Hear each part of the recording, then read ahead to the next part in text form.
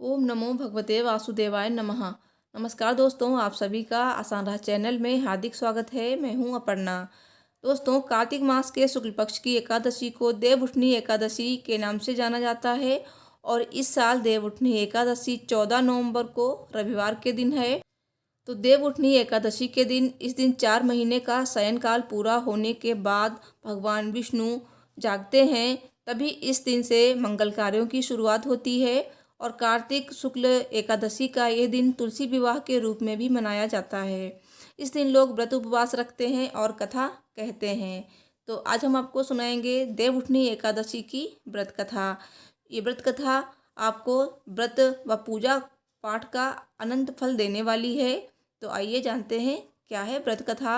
व्रत कथा सुनने से पहले कमेंट बॉक्स में जय श्री हरि विष्णु जी अवश्य लिखिए। भगवान विष्णु माता लक्ष्मी जी आपकी सभी मनोकामनाएं पूर्ण करेंगे। तो चलिए कथा शुरू करते हैं। एक राजा था जिसके राज्य में प्रजा बहुत सुखी थी। उस राज्य में एकादशी के दिन कोई भी अन्न नहीं बेचता था और न ही कोई अन्न खाता था। सभी लोग केवल फलाहार किया करते थे।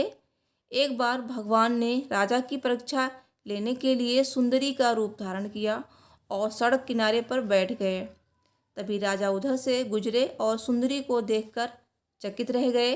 उन्होंने सुंदरी से पूछा कि तुम कौन हो और इस तरह यहाँ क्यों बैठी हो। तब सुंदरी के रूप में मौजूद भगवान ने कहा, मैं निराश्रिता हूँ और इस नगर में मेरा कोई जाना पहचाना नहीं है। मैं किससे सहायता मांगूं।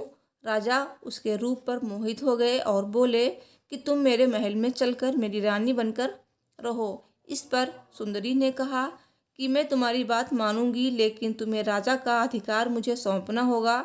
इस राज्य पर मेरा पूर्ण अधिकार होगा और मैं जो भी बनाऊंगी तुम्हें खाना ही होगा।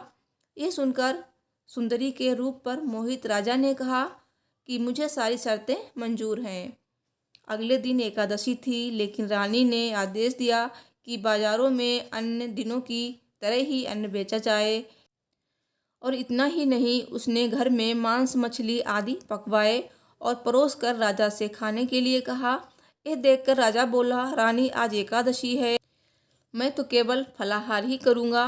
तब रानी ने राजा को अपनी शर्त की याद दिलाई और बोली, या तो खाना खाओ, नहीं तो मैं बड़े राजकुमार का सिर काट दूंगी।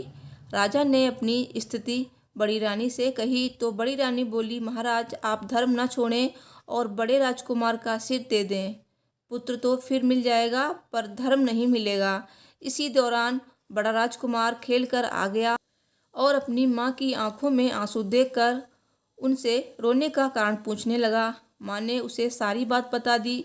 तो इस पर राजकुमार ने कहा कि मैं सिर देने के लिए तैयार हूँ, मेरे पिताजी के धर्म की रक्षा जरूर होगी। राजा दुखी मन से सुंदरी के पास गए और राजकुमार का सिर देने को तैयार हो गए।